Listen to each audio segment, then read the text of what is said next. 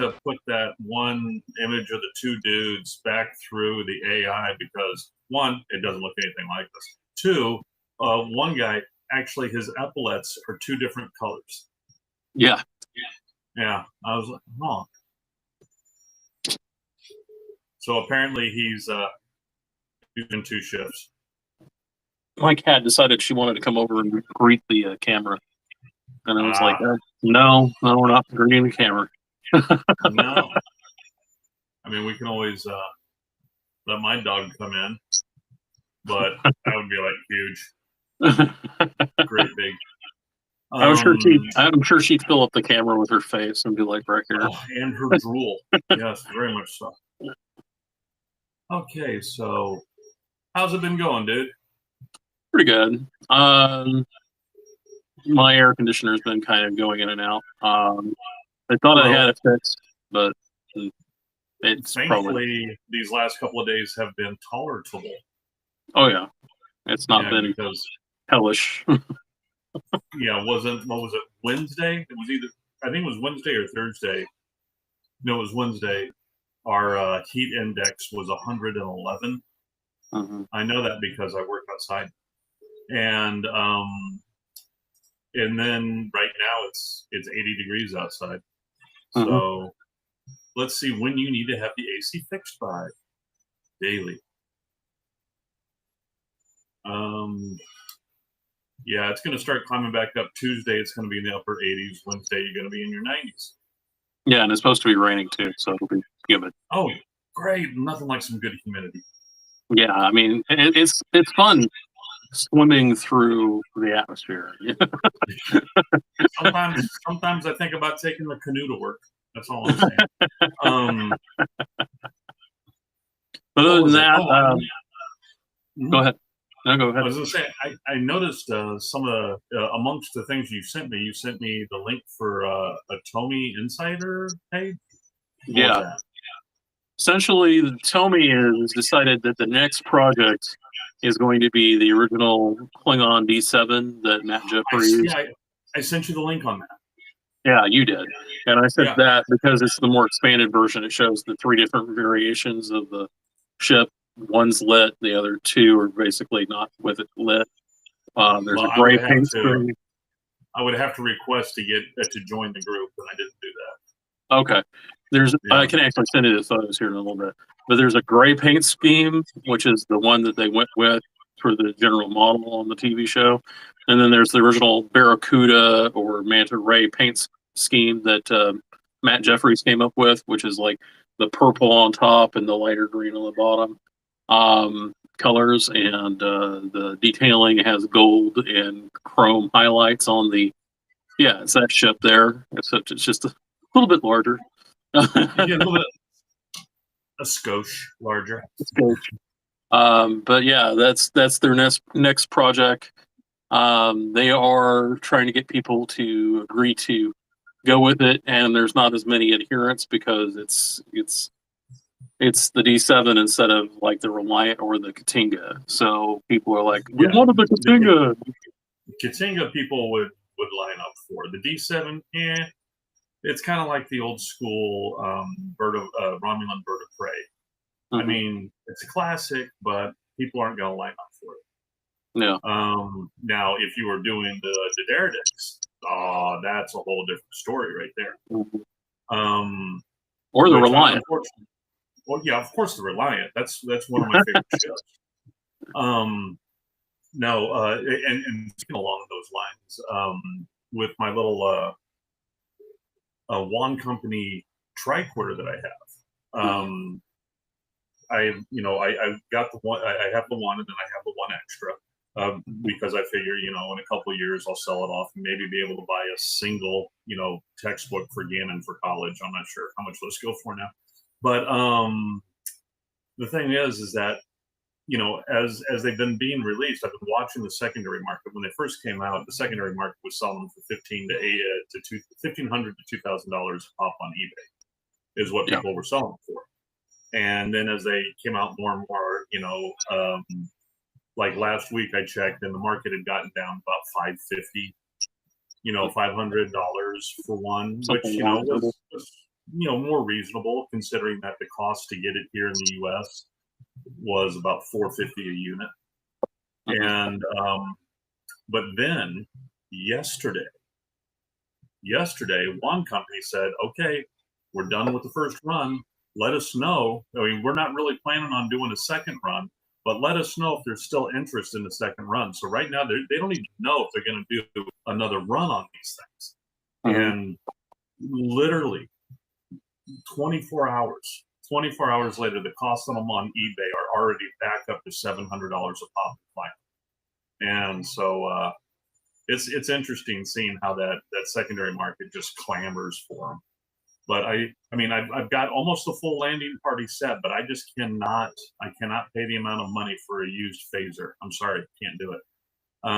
People are wanting way too much for those big little things. Yeah, I can understand. Although the weird one that I was like, why are they doing this? I don't understand, and I never purchased it. Was the Mood Rock. Did you see that one? Yeah. It was basically like those light up salt crystal things. All right. Yeah. And it was supposed to be like, whenever they shot it with the phaser, they heat it up or whatever the hell it was, but it was their Mood Rock. Apparently nobody bought those because now on eBay, they're going for a nice chunk of change. Let me see here. I'm going to take a look because I still have the eBay pulled up. One company.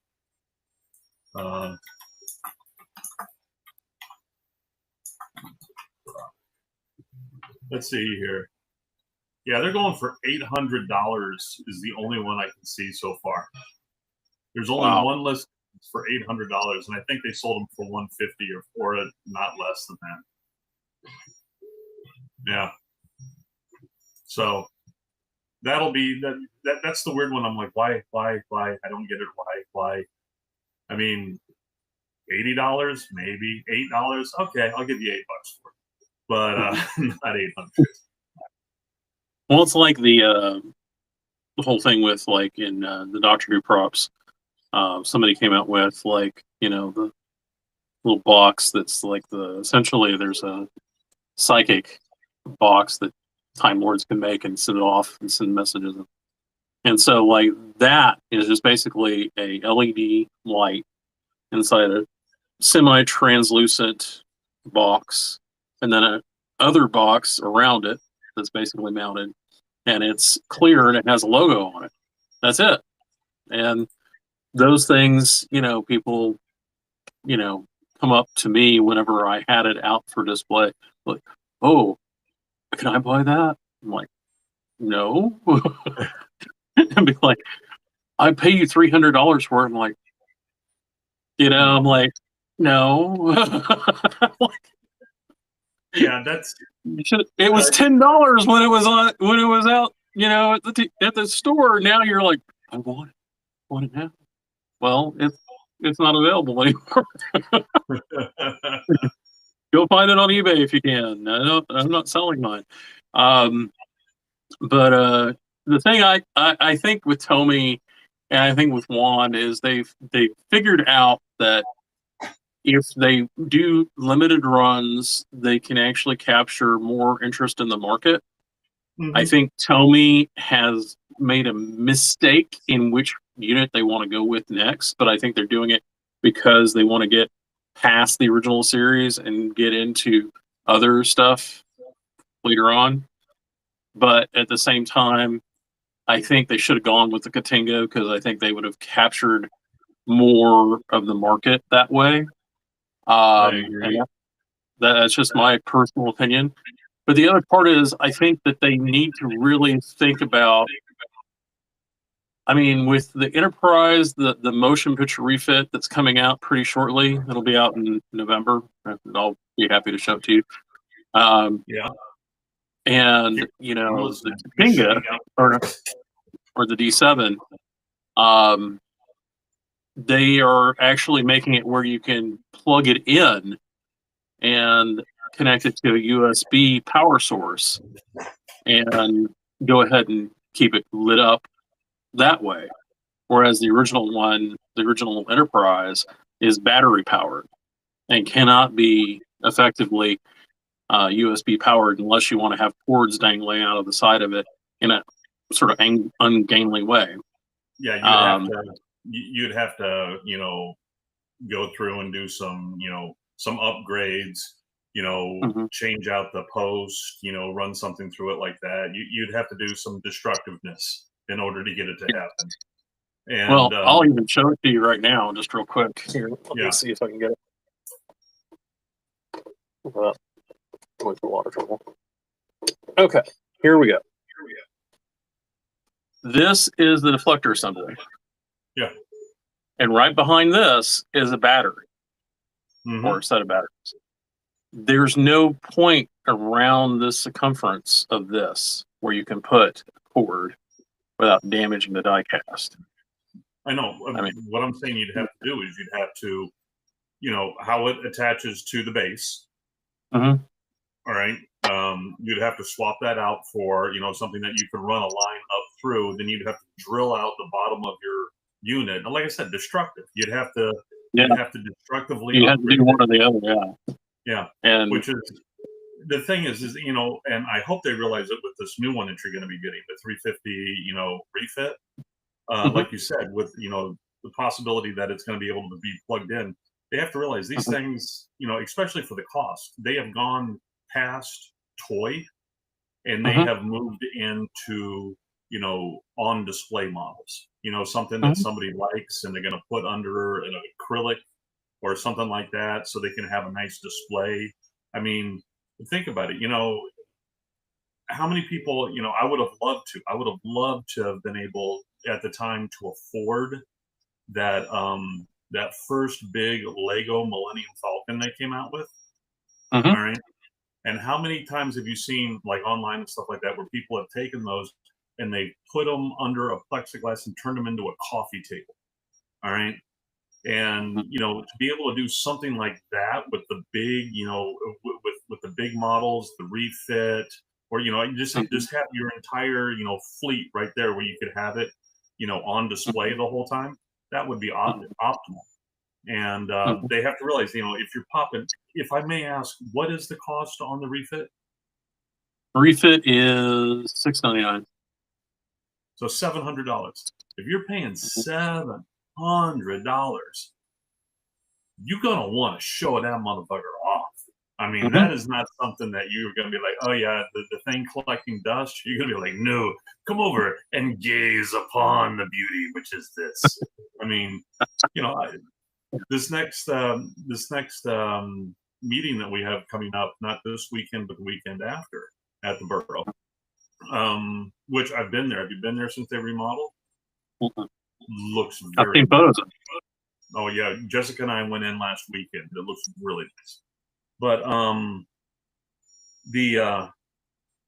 was the point? Yeah, the next meeting, I'm going to be taking my my tricorder so people can fawn over it. And I know for a fact when you get that refit, you're going to be hauling that thing in, even if you have to borrow a wagon and pull that thing in. Yeah, I may need to get like a force field box around it. So yeah, that's what I'm talking about. The acrylic, you know, you need like the world's largest hamster wheel and just you know, stabilize that thing in there with a gyroscope or something. I don't know. Yeah, something. By that time, you know, who knows? Maybe AI will have figured out how to, you know, create, you know, like little teleportation discs and step on and things are happening and are moving at quite a pace. Apparently, with the AI, the scuttlebutt is that possibly by next week, the first week of August, is when they're going to be releasing GTP5. Yep. I mean, and already when I was doing some stuff on GTP today, you know, doing a couple things, it was already flagging me and telling me, hey, you can do agentic stuff if you want. You want to set up an agent so I can go and do things for you. It was already, you know, tagging me to be able to do research for me and do stuff like that. So it's got a lot of stuff popping up, and it's going to get even more in the next week or two. And the amount of stuff I've heard about what is being done, and the fact that even Altman right now says, you know, these things they're finally getting to the point where AI is starting to help program AI. all right, in order to increase its code. And once it starts doing that, they say we are just at the very bottom of that hockey stick where everything just goes exponential. Mm-hmm. So this is going to be very interesting end of 2025, I think. Oh yeah. Yeah. And actually, the thing that I sent you, or I linked you on Facebook for a set of articles that essentially in video discussions, which were related to AI, because I thought they were very interesting. One was a research paper where they're talking about alignment for AI and the problem with encoding and alignment and trying to make sure that all the AIs are aligned with human values or human, essentially. Oh yeah. Making sure that's that one of the things I worry about is, I don't want AI to be aligned with human values. Look what human values has gotten us. all right. I think AI needs to be better than us. Thank you very much. I agree with that concept. I actually am very concerned. The thing about and if our listeners and viewers are not aware, Grok is another AI that Elon Musk has put out, and they could essentially go ahead and tell it to, align to a certain set of values, but it ended up, saying Hitler was cool for a while. Which is the problem was, well, first off, I didn't like that Elon took Grok. I did not like that. I am a Heinlein fan. All right, mm-hmm. His earlier works, his later works, he got a little weird on, but his earlier works, I really liked. And so, Slipstick Johnson, it's not what you think. It was all above board, but he then took Grok, which comes from Stranger in the Strange Land. And he hijacked it, which it pisses me off. And I think the Highlands, family and the Highland, whatever they call it, estate should have gone after him for it, because that was a word that Heinlein came up with. Right? Yeah. And it's still protected by copyright. Who knows? Maybe he paid them a chunk of change. Who knows? Yeah, that could definitely be. But secondly, the problem that Elon has with his own AI is that they have used the AI and checked to and the AI has Grok has come out and said no, they're telling me and they're programming me to lean towards the direction that Elon wants me to lean and tell the truth that they want me to tell instead of the actual truth. I mean, they've come out and and shown where when prompted, it has said that, and also the fact that people have run run stuff through it, and it has come straight out and said, yeah, no, Elon's full of crap, and of its own boss, and so it's going to be interesting, but Grok. The only thing that really keeps Grok in the news is the fact that Grok is off. It doesn't have the guardrails that all the other ones do. So you can get away doing all kinds of weird stuff on it and get all kinds of weird stuff created on it that the other ones, would automatically say, no, that's copyrighted. No, I can't do it or whatever. No, what's going to be interesting is what's going to happen here coming up with, ChatGPT when they release the Stargate. You heard about the Stargate, right? Yeah. All right. For those who don't know, the Stargate is the U.S. and Japan, because it's got SoftBank involved. U.S. and Japan's initiative to basically, supercharge and turbo the U.S.'s, presence in AI. And they're building huge data centers, and they're going whole hog with billions of dollars building these huge things. And it's going to be extremely interesting to see what comes out of that. Hopefully not the end of civilization as we know it, but I think our government's working on that anyway. Yeah, actually, we've had this discussion before about how AI and whatnot in Star Trek often follows similar problems, that oh look, the stupid humans have developed a computer that takes over the planet. Oh, look, his name is Landru. Here, I will worship the Landru, or, the other coin toss is, oh, look, the Federation has developed a supercomputer. We'll stick it on a starship. What could go wrong? M5 Rita. Oh, there's this starship that's coming towards me. Destroy it. Yeah. Just sizzle fry. No, see, that's the thing. I see all the naysayers out there and the doomsday scenario people, and they're all like, oh, AI and with the robots, because China is really kicking ass with robots right now. And my thing is I am not worried about AI because it still can't even do my emails for me. So, all right, I want AIs to clean up my inbox, and I still can't get that. And two, robots, until they can fold laundry for me. And I'm not talking about, one or two little demonstrations. I'm talking about coming to my craptastic house, navigate past the hound dogs, and fold some freaking laundry. All right. And until that, I'm not worried. I'm not worried.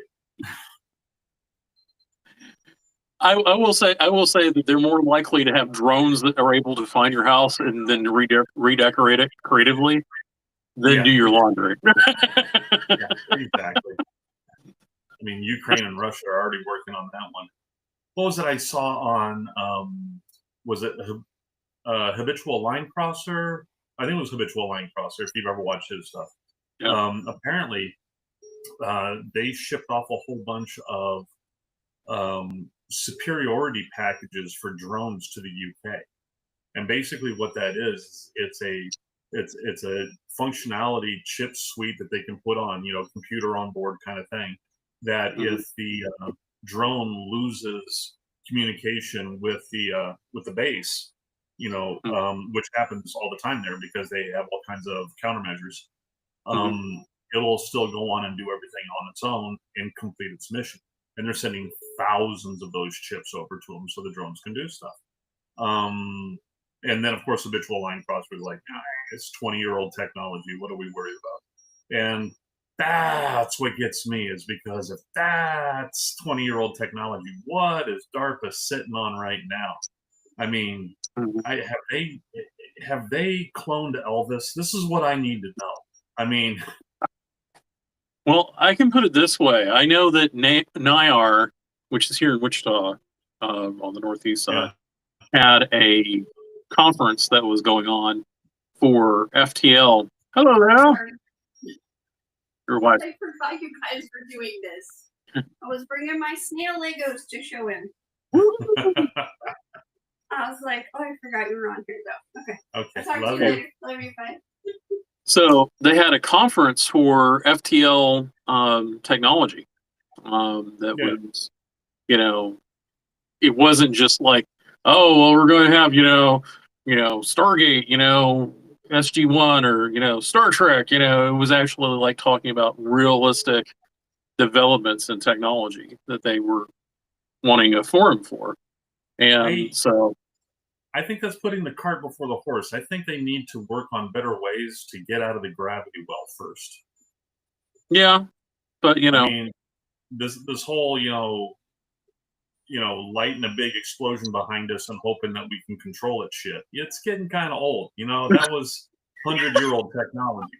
What, you talking about space shuttle technology? I mean, come on, that's basically what it was. Beyond that, I'm talking fucking Goddard. Is that his name? No.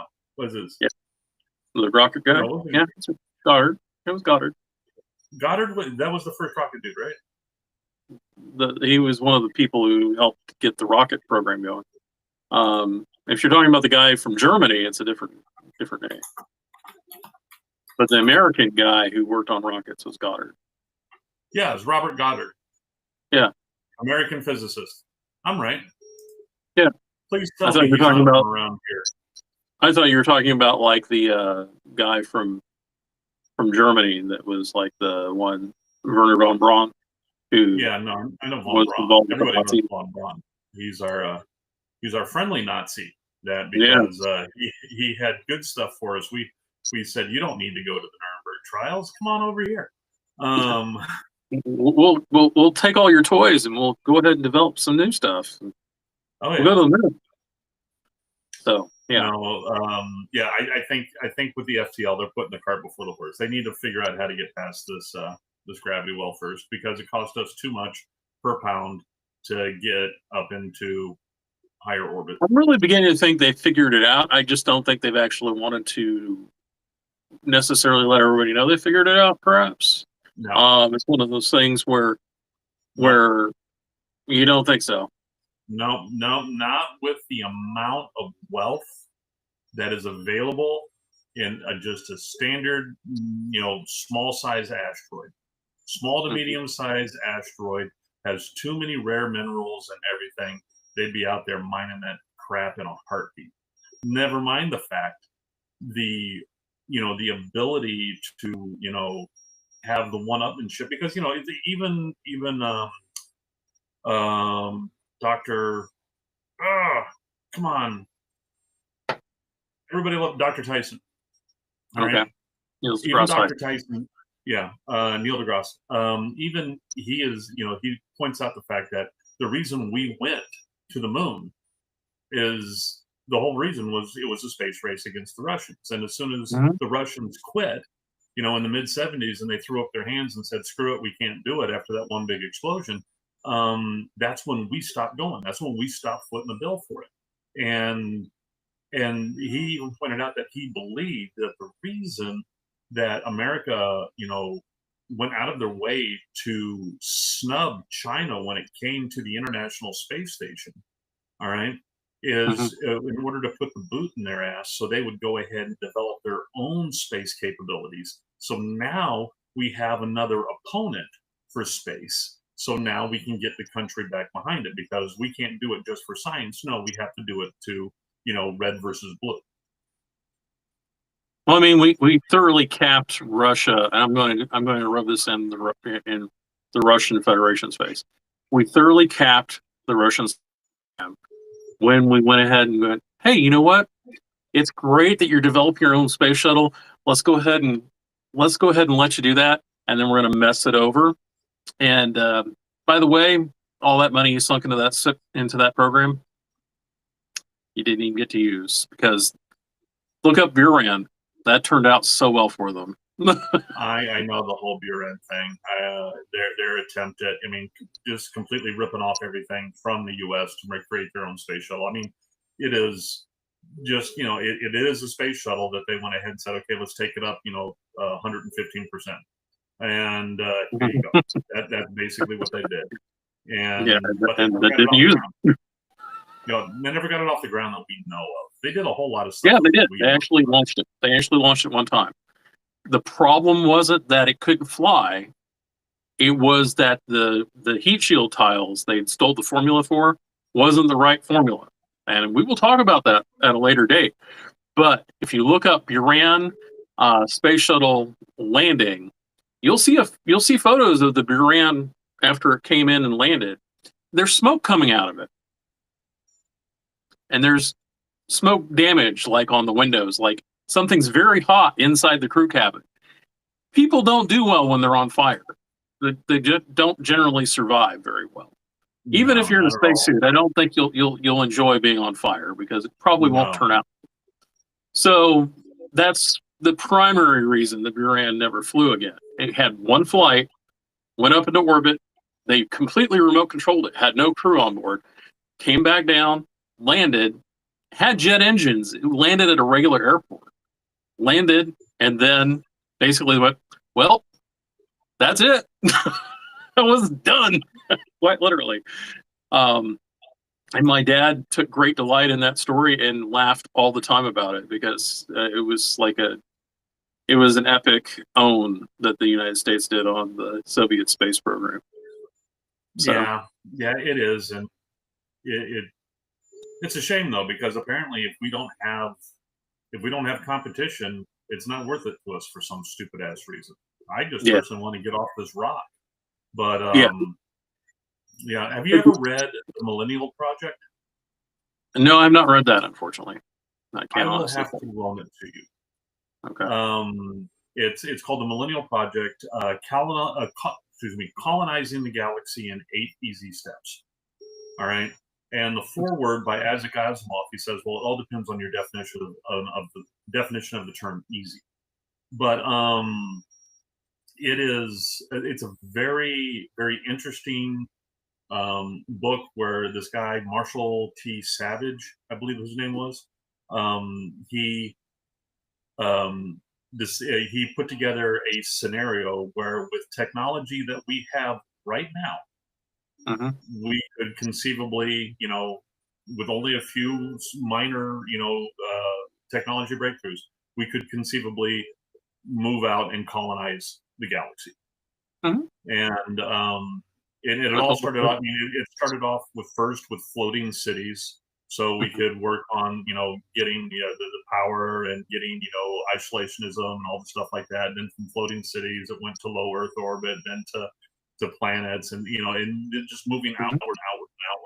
And he tells some really good stories in there and stuff like that. Although one of the big sticking points, I mean, he wasn't.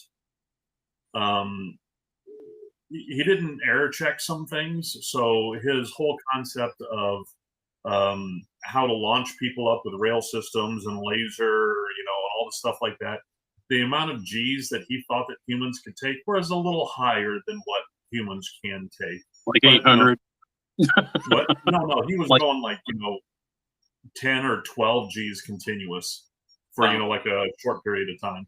And but the thing is that realistically, they just elongated the launch platform, because it started off on on rails and went on electromagnetic rails and was sped up with like basically a huge ass coil gun going through a vacuumed out tunnel, and then just shot out the end, going up a mountain and shooting it out the end to get up into orbit, and then having like what was it that they had? He had like a large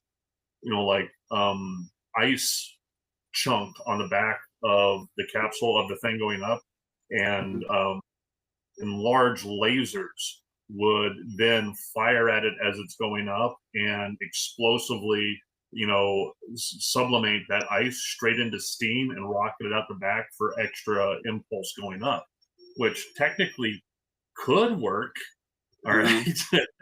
But yeah, he had a whole concept for all this stuff, but the one where everybody said, hold on here, was just the general amount of G's that he expected Grandma to take on her way up to the space station.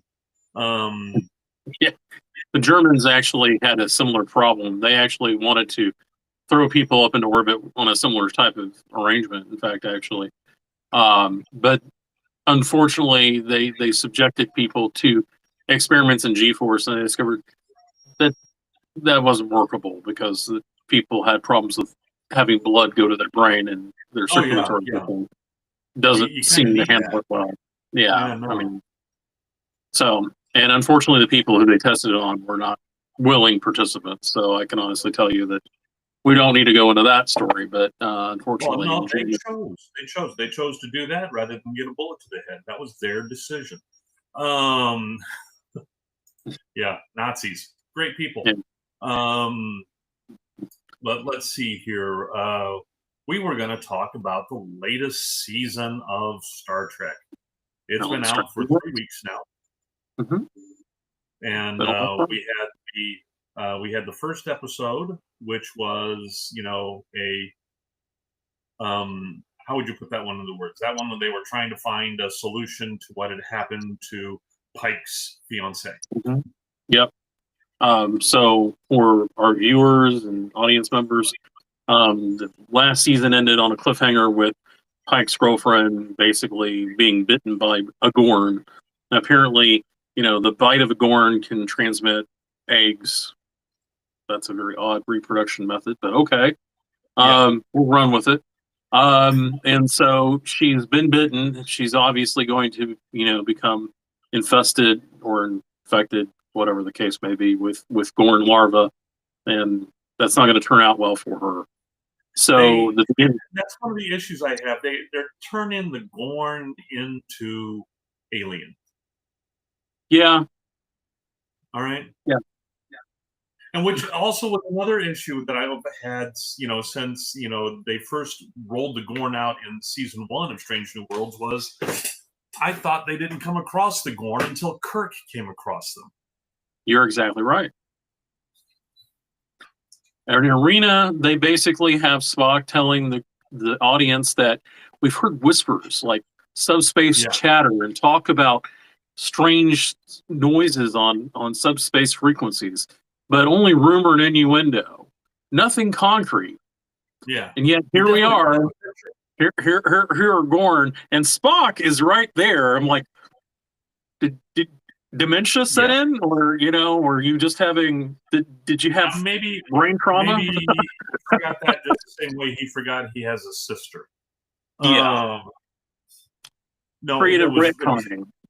Yeah, there was that. Okay, and so now we have the Gorn, who are like alien, and so that was the first episode, getting her out and trying to get everything so they could save her a little bit. Then the second episode, I believe, was the Wedding Bell Blue. Yeah, the wedding one. Yeah. Yeah. And okay, that's okay. I do not like the way that they're playing with Spock. All right, and that even goes into the fourth one. When did Spock turn? Well, I can understand why it happened, because the person who directed the fourth one was Frakes, right? All right. So he's got to make somebody be the one that hooks up with all the aliens. It hooks up with all the women. All right. Because we will get to one of my favorite things at the end of the episode on number 4 in a while. But I agree with you. I'm going to just state that one of the things that I find funny, you're making a point that I actually think is actually accurate. But here's where it started. You want to know where this all started? Where we rewind back to? Where Spock became the heartthrob. Leonard Nimoy was considered like a ladies' man kind of thing, but he had pointed. I saw his video on Bilbo Baggins. He was rocking the chicks. Go ahead.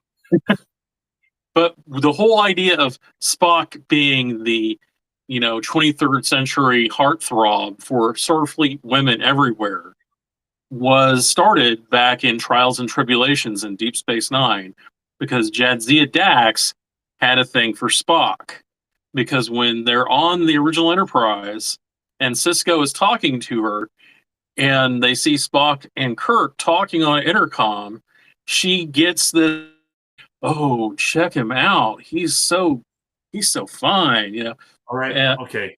This is Jadzia. All right. And I just finished all of DS9. And I tell you right now, she was a horn dog. Okay. Apparently, she was hooking up with some captain who had a visible cranium. I'm not sure what the hell that was all about, but she found the fact of seeing his prefrontal cortex turn on.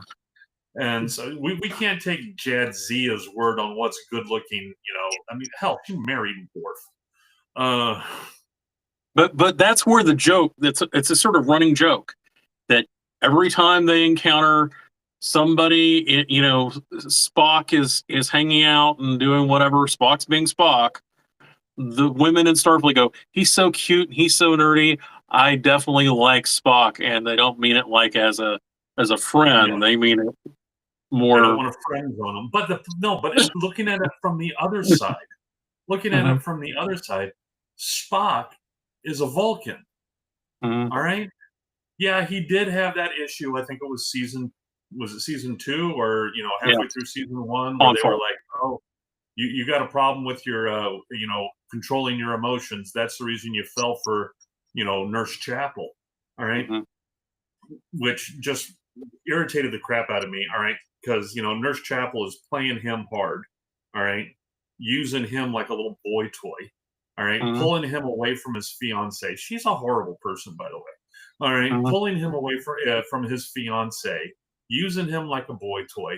All right, and knowing that he cannot control his emotions. This is all raw and new for him. And what does she do?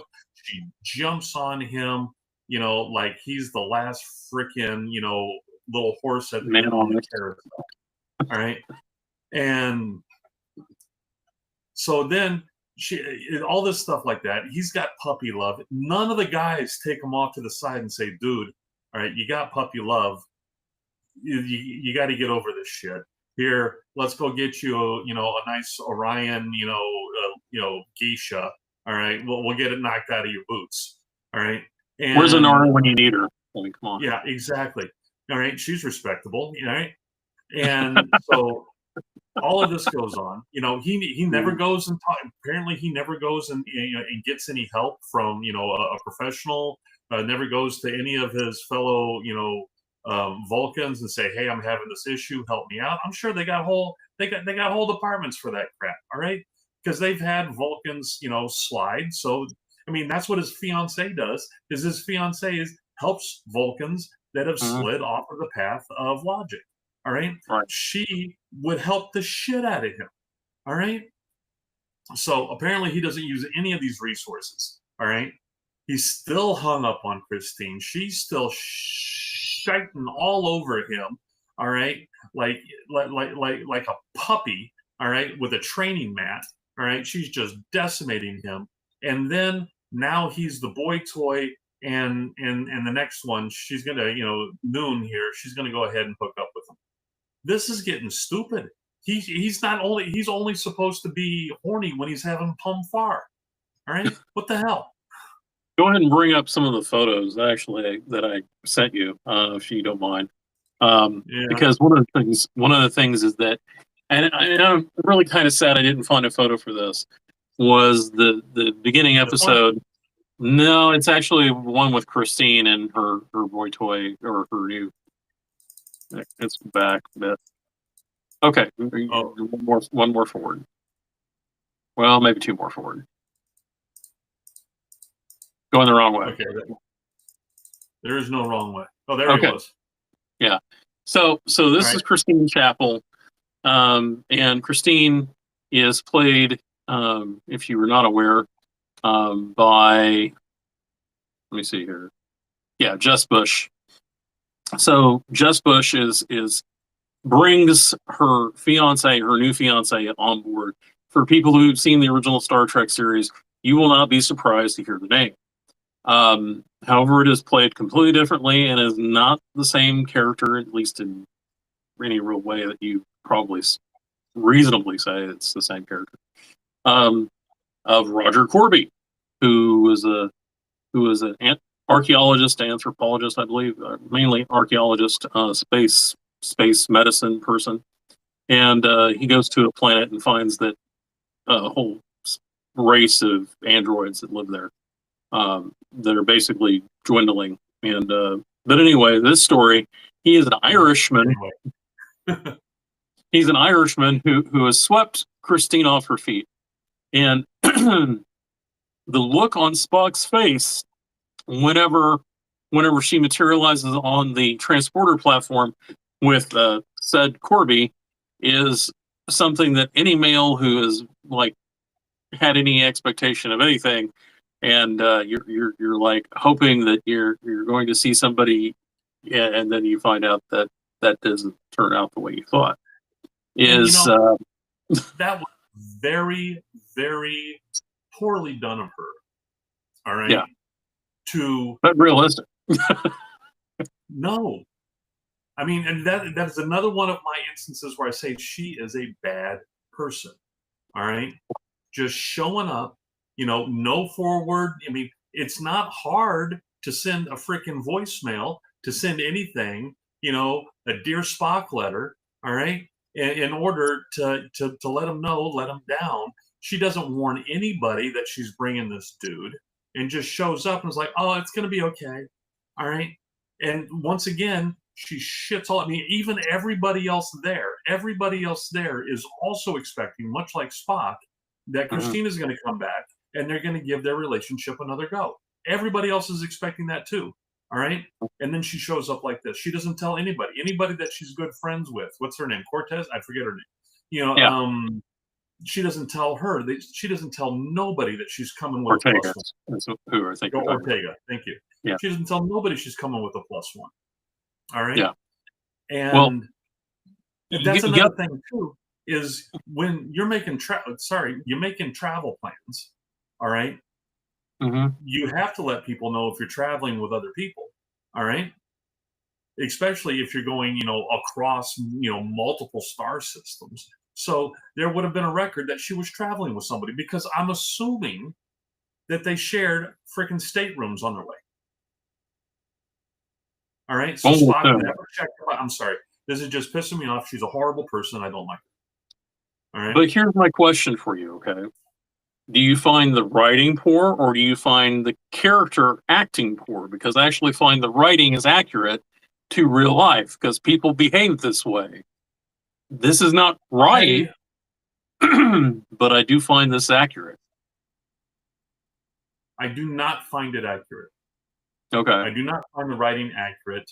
Basically, what I can tell happened was, in my opinion, if you go back to the first couple episodes, they're setting the stage and all the stuff like that. And then one or two things happened the first couple episodes where the fandom perked up and said, hey, Nurse Chapel's kind of hot.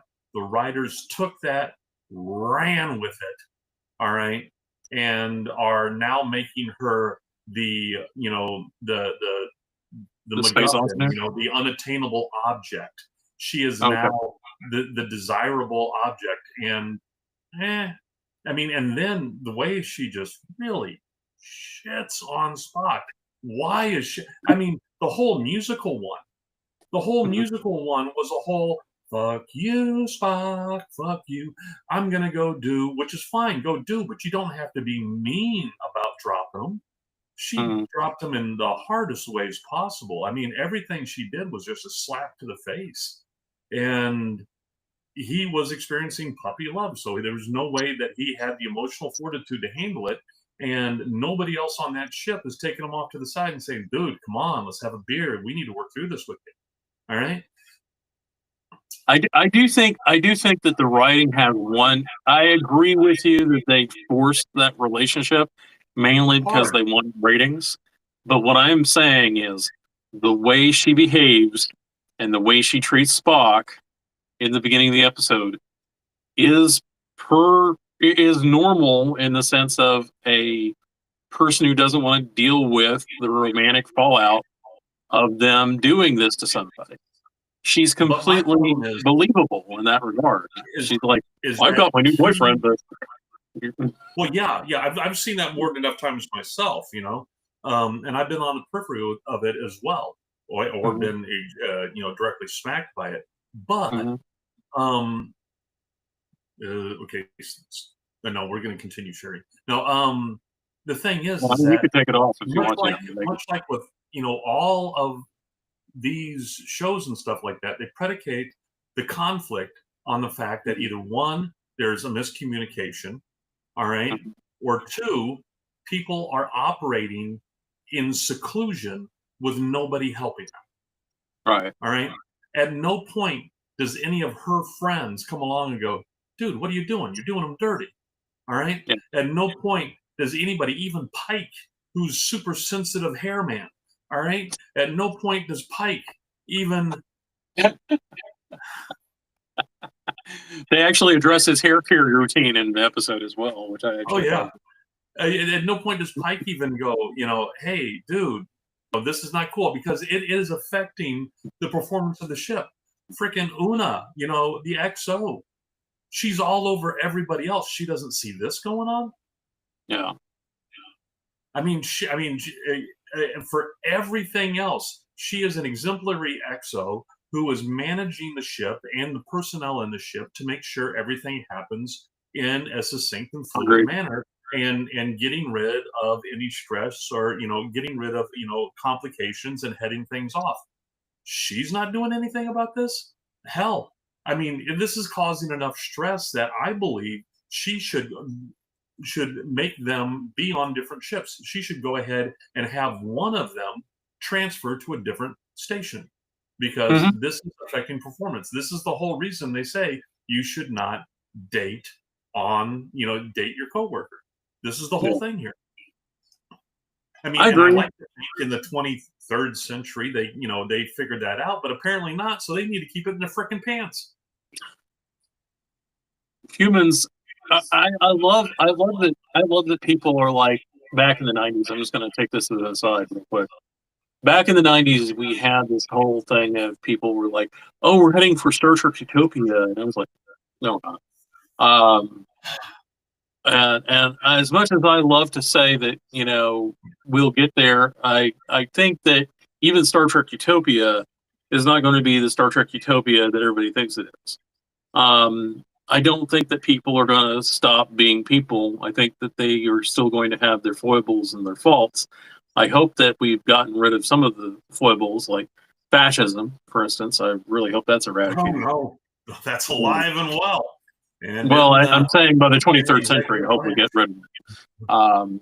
No, And I, basically what we would have to do is we would have to start, following suit of, the exemplary countries out there, the Norwegian ones, all right, Mhm.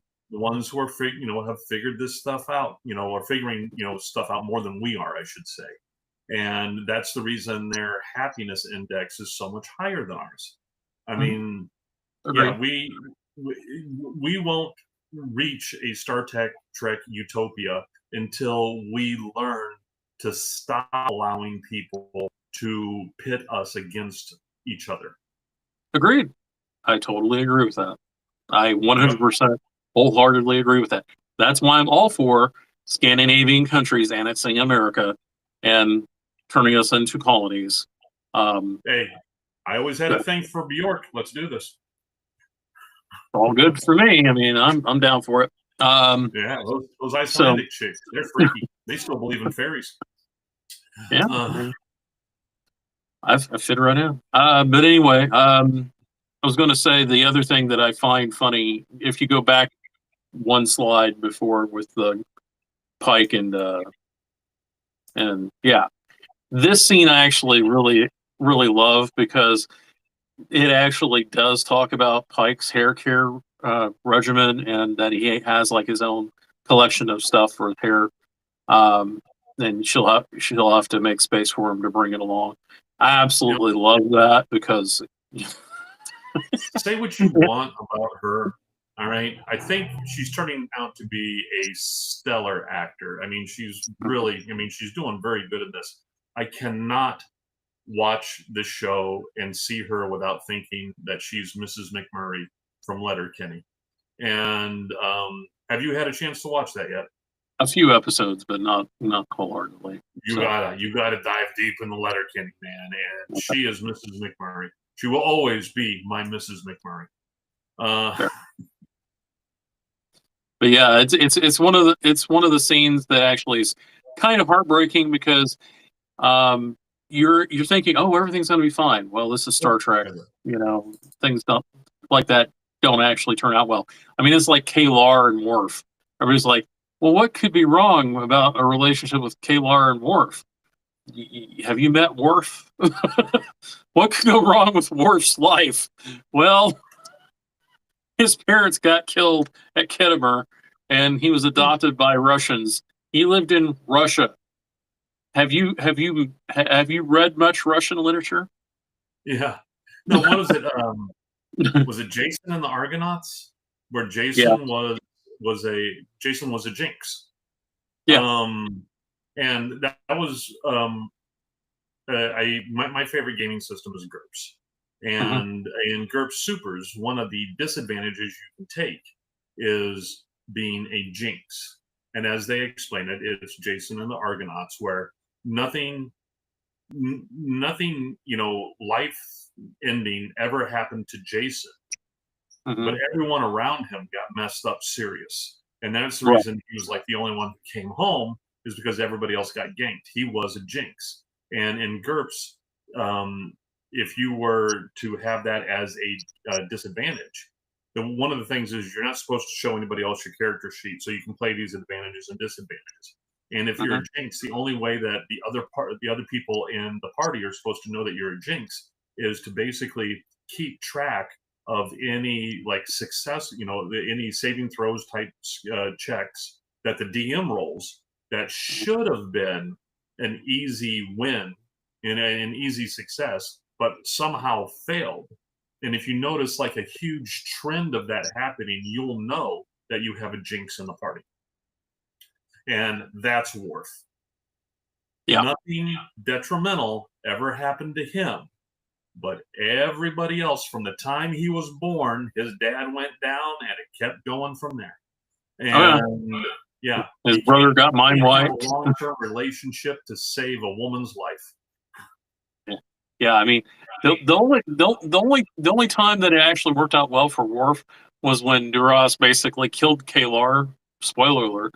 But then, you know, Duras gave him the excuse for, hey, look, this is my bat'leth. I'm going to introduce it to your Mr. Chest, and we're going to see how that turns out for you. And Duras discovers that Mr. Chest doesn't work well with Mr. Bat'leth inside. So they like each other too much. Yeah, they don't. It's not a match made in heaven. But the other thing is that, you know, Worf's record with going through it and having a nice happy life turns out to the point where in Picard, I still find this tremendously funny, is that he's decided to meditate and become the Zen Klingon, and Riker is so put off by it, he's like, I just don't understand it anymore. Poor Riker trying to deal with a Zen Worf. Worf has just come to terms with that he's the Jinx, and he's going to live that life. He's happy where he's at and whatnot. Now, getting into the if you want to discuss that, we can. That's the beginning of the first episode where the Enterprise. Yeah, I'm trying to go back to the first ones because we have the first one where they're going to get their crew members, you know, from the Gorn. Mm-hmm. All right. And that's what they're doing there. And that's the reason Una's driving the ship, is because Ortega is not there. Yeah. She's been kidnapped basically by the Gorn. I like Carol Khan. That's her name, right? No, Carol. Pelia. Yeah, I believe it's actually Carol Kane. Oh, yeah. I'm not a huge fan of hers. Oh, really? Yeah, I'm not a big Pelia fan. She is, in my opinion, she's too chaotic to be. I mean, and why is this, you know, instructor at Starfleet? Why is she on the ship running it? All right, there were no other engineers in the fleet. Please. I think she just basically wanted to be the chief engineer, so they went, "You want to be the chief engineer? Okay." And Scotty's coming in, and that's another question I have too. Okay. They're bringing Scotty in. Was he brought in as an ensign or a lieutenant? I think he's supposed to be a lieutenant, but all right. And somehow he becomes a commander, and Uhura stays a lieutenant. Yeah. All right. I'm sorry. Okay, there's Ortega. She looking a little worse for wear, but she kicks butt. Then there's this. Then there's the whole wedding thing, and there's Trelane. Oh, spoiler alert. Yeah. And trust me, it happened from the very beginning when he asked Spock what his wish is. Yeah. Although I have to say the outfits looking decidedly interesting. Very, very much going for that Fae look about them. Well, the other thing is it has a very French Regency kind of look to it, too, which should have been a big clue who he was, because if everybody remembers the Squire of Gothos, Trelane shows up in a French uniform that is very reminiscent of that, and has his flourishes and even has like the ruffles and has like a little, I don't know. It's very 1700. Yeah. But his hair is even the same. They're going back and pulling things from later episodes in before they should. And I realized they were able to bring Q in and keep it kind of quiet at the end of this, you know, by never introducing Q, just, oh, my son, my child, or whatever. But I don't think they should have brought the Q continuum into it this early. That's just me.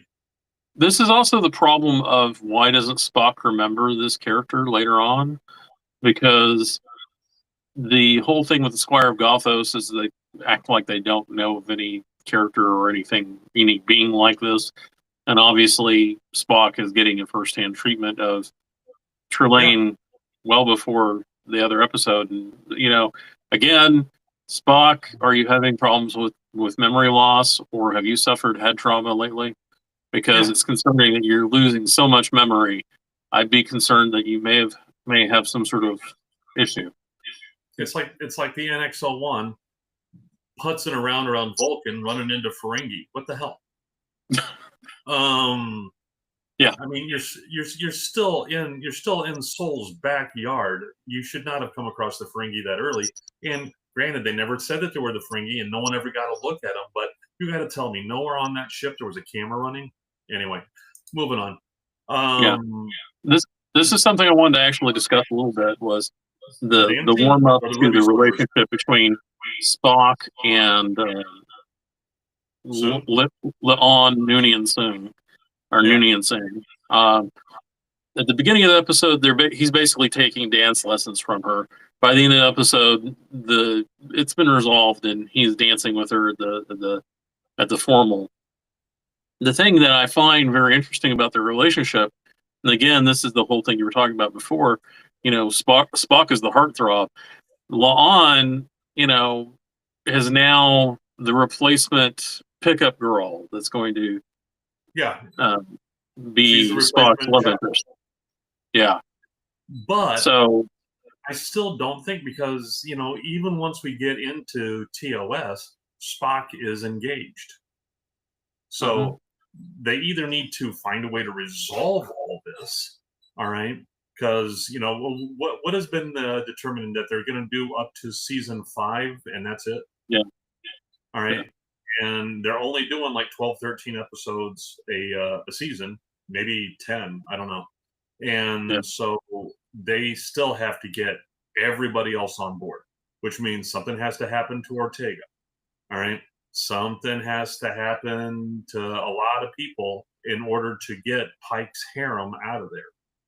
And because even when you go back and look at the cage, all right, there were not all of those individuals around him. Yes, his number one was there, his XO was there, but all these other, individuals were not there. Yeah. So we need to get McCoy, which is another thing I've heard scuttlebutt that people are saying that it should still be, if they can afford him, it should still be Carl Urban. Because I think it'd be a good choice. I actually would like to see him again, as McCoy. He's the right age now. Yeah, and he definitely can deliver the McCoy. He is, out of all of the ones in the Kelvinverse, out of all of the characters in the Kelvinverse, he was the most, the one where, once he spoke up and when it started acting, I was like, okay, they got that one right. That one's right. And that was Carl Urban as McCoy. But anyway, so that was on this one.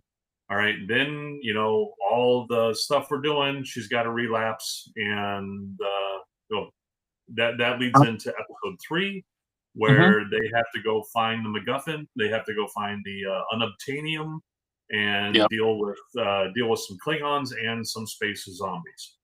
Yes, basically the episode of Space Zombies, animated by plants, which I absolutely find hilarious. Little did you know that plants are coming for you, and they'll animate your body and turn you into a zombie that you're going to eat. That is in keeping. I forget the name of the fungus, but there is a fungus that turns zombies into ants. All right. Yeah. Or ants into zombies. Ants into zombies, and causes them to go up, and like also like you with your cats. There is what is it, plasmo something or other that cats plasmaphytosis. Yeah, that cats can have, and it will affect humans. All right, but the thing is that the life cycle of this virus, that the cats carry is, if it gets into mice, all right, mice and rats.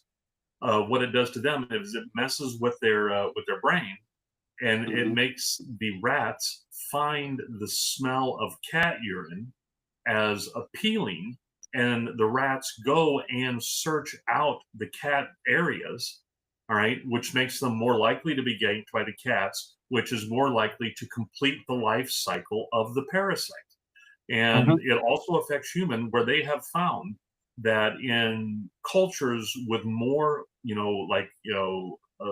South American cultures with more machismo, all right, in the culture, they have found that there are more men. I mean, there are more people affected with this, cat virus, and that causes them to have more of these expressive machismo traits. And so cats are not just killing, all the ecosystem. They're also messing with the humans too.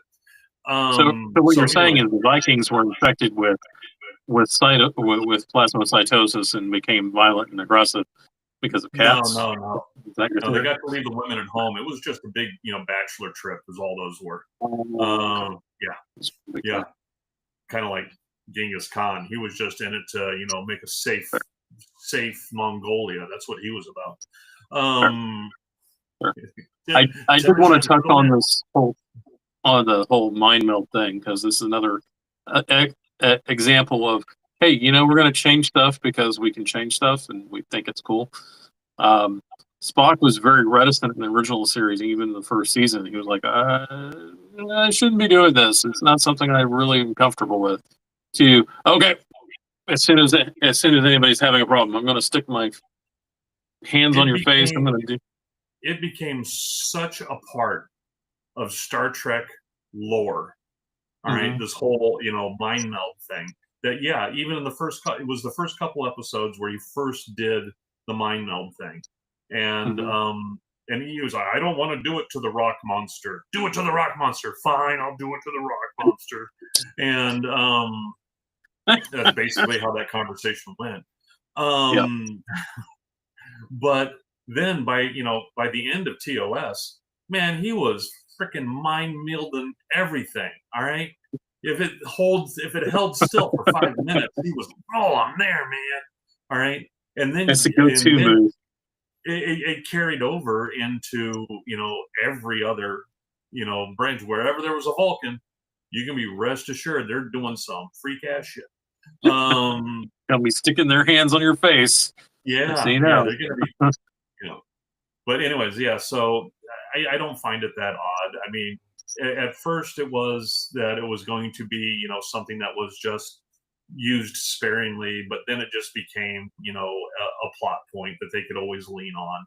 All right, how do we get them to discover what's going on? Have Spock ruffle around in their brain. We can figure it out that way. All right. If Spike's ruffling around in their brain, there's not going to be much brain left. I'm sorry. Well, not necessarily. It could be Spike from Buffy, but that's what I'm saying. I mean, if Spike is actually decapitating them and doing stuff to their brain, no. Not to get gory, but he's just a character in a show, and he got into my wife's brain. I'll tell you that. No, but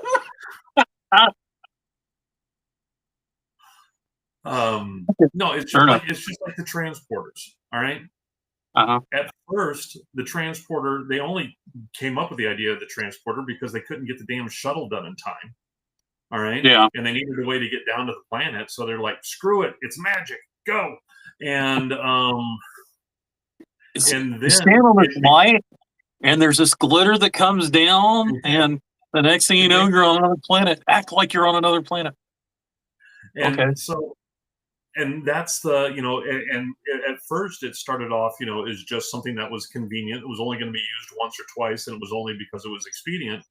And then it became an entire driving force for so many plots throughout so many episodes. All right. And it's the same thing with the mind meld. So I don't care that much. Okay. Moving on. Okay. This was the last episode. I just watched it yesterday. All right. And so this is actually, for those who haven't seen it, this is actually a show within the show within.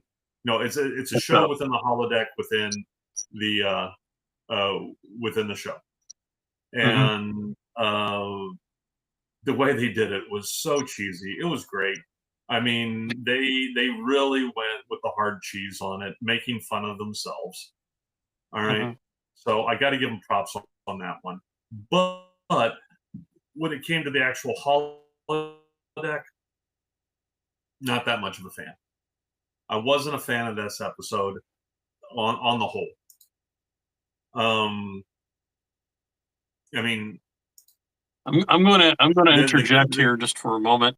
I find it very interesting if you can hold it there on that shot there. The there's so many in jokes and so many inline references to other things in Star Trek. oh yeah, If you're not familiar with some of the things in the episode is called the Space Adventure Hour, and they actually go to great lengths to like even redo and reshoot the original opening. They actually use the remastered series opening for the original series from CBS. They take the footage and splice in the ship for what is called the TV show. Anyway, it's the in-universe holodeck adventure TV show, and they have the credits where it's like the original series, except it's the ship that they have on the TV show. And so the point of what I was saying is that, like, if you look at the background there, you can see the consoles. Those are almost a direct ripoff of the original series consoles, including the gel inserts and the displays, which have like graphics from the original series on them, which are recolored in pink and turquoise and like sort of a orangey yellow, but we're zooming out. But those are the same consoles, and it has the same orange red trim on the edge of the console with a black console top. So it's very, very much homage to that. The other thing is that the chair, which is actually one of my favorite things, is that they took the tulip chair like that one, and if you look at where the actor who plays Kirk is sitting, they took a modified tulip chair, and he's sitting in that, and it looks a lot like the original series captain's chair. and I like in the outtakes that they did, where he came in and tried to pull a Riker on it and busted the parts off. I absolutely love that. That was my favorite. I think that was my favorite thing from the entire episode, to be honest with you. There's lots of little love notes. It almost is grating at times because you're just like, wow. You're just like, It was slip the knife in, twist a little bit. it was good, but there have been so many throughout, from TNG on, TNG into DS9 into Voyager, especially Voyager. Voyager was so heavy on the holo suites. All right. The holodecks. In holodeck driven episodes, and let's figure this out in the holodeck, and I go to the holodeck to do such and such, and it was just holodeck. I did not want to see holodecks again, and here they are. This probably is going to be your only whole holodeck episode for the whole series, because as they said at the end, you don't think so? Well, no, I hope so as well, because the way that they wrapped everything up in the final report at the end, it was we're done. But it actually nicely ties into Picard too, because Scotty's like, well, unless it has its own power source and its own reactor, I don't think it's a good idea to have it on the starship. Yeah. And that's exactly what they do in Picard. Is it has its own like little power source, and it can stay on when the rest of the ship is falling apart. Yep, and its own computer. No, and that's the thing is, they originally get the holodeck technology in NX-01. Mm-hmm. All right, in the Enterprise NX-01, in the first season. First season, I think it's like the third or fourth episode, the one where Trip gets pregnant. That's where they got the original holodeck, technology from is because Mhm. that, that ship, at the end of the episode, they break down again. That culture breaks down again, and so Mhm. they they're messing around at that time with the Klingons, and in order to broker, an agreement where the Klingons won't gank them, Mhm. they go ahead and give out their holodeck technology, some of their Mhm. emitters. So it started then, and Mhm. I can see it progressing to now and being here. But I don't want them to, I like the fact that they packaged it up and they said, okay, one and done, not going to happen again. All right, Yeah. because that would have been a huge, what's the term I'm looking for? That a break from the continuity of the Mhm. series if they would have had a holodeck on the Enterprise. Yeah. That is. I'm actually happy they didn't continue using or not going to continue using the holodeck on the original series Enterprise or Yep. Pike's Enterprise, however you want to look at it. I think that they have enough stuff going on to not have to fall back on the holodeck adventures. But the other part of it is that as a one-off, it's not bad. I do think it's actually very funny that they decided to use Star Trek's backstory, not not the canon of Star Trek, but the actual production side of things, like taking the characters and sort of melding, cross pollinating, or essentially taking two characters or two people and mixing them together. So um, there's a lot of cross pollination going on. So I enjoyed some of that too, and I also enjoyed the fact that they used that as an excuse. Although some of these people should not have been trying to do the accents they were trying to do. I'm sorry. Um, I Yeah, and then it ended with them smooching at the end, which I'm sorry. Stop being a playboy. Um, but what was my point? I like the fact that they actually used the holodeck as a vehicle to discuss why it's a 5-year mission. Mhm. Because as they say in there, long distance missions over 5 years, we're running into too much trouble. We can't do it more than 5 years. Blah blah blah. And they talk about that as the reason that they're field testing this technology, and that ties into the whole fact that up until they get up to the later series, I mean the later ships, C or Mhm. whatever, they don't have a holodeck, so they don't go for deep long missions past 5 years. Which, speaking of which, Gambody, I just want to talk about this because Gambody, who I get a lot of my really detailed Star Trek models from, they just Mhm. dropped a new Star Trek model, the Excelsior. Oh yeah. Yeah, the Enterprise B, and it looks pretty. Let me see if I can share that. Boom. So let me shrink this down. You can see it right there.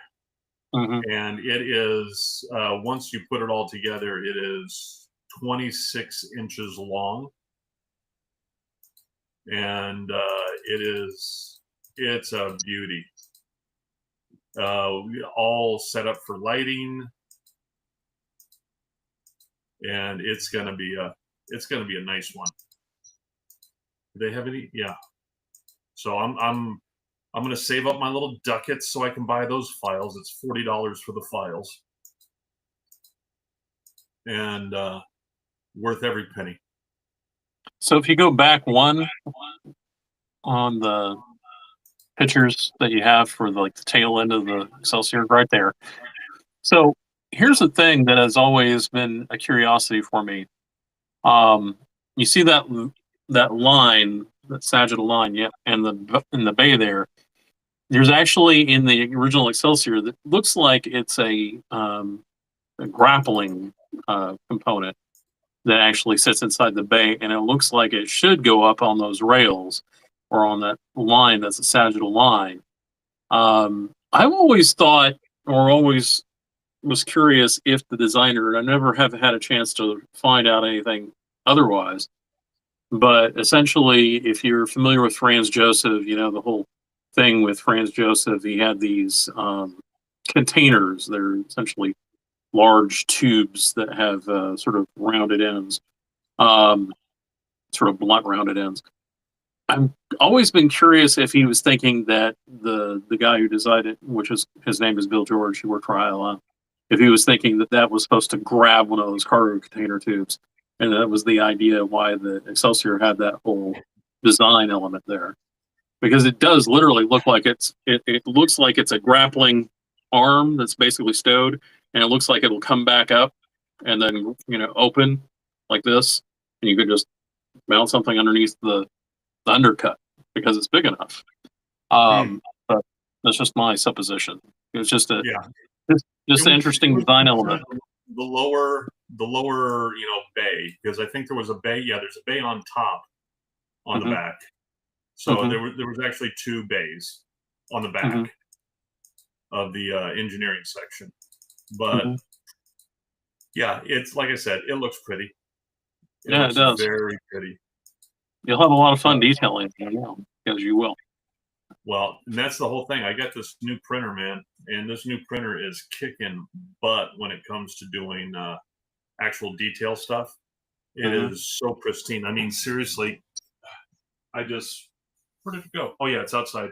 Because I just slapped some paint on it. I'm working on the Planet Express ship from Futurama, and I had the whole top part printed off from my other printer, the Cobra 3, and I had it all bondoed and sanded and everything, and then I was cleaning up my room here and breaking out the vacuum, and I accidentally hit it, and that fell down and broke, and I was like, and then I got in the new printer the next day, and I was like, hell yeah, and I printed the stuff on the new printer, and it came out so beautiful that realistically, I didn't have to do like I did with the previous one in order to get rid of the print lines. I had to go through and do Bondo and a acetone slurry and paint that on and sand it down to get it down into the line. This one, you can't even see the lines. It's just beautiful. And what are you using for the print? What is I have the new Elegoo Centauri Carbon. Okay. And the thing is as I've been crowing about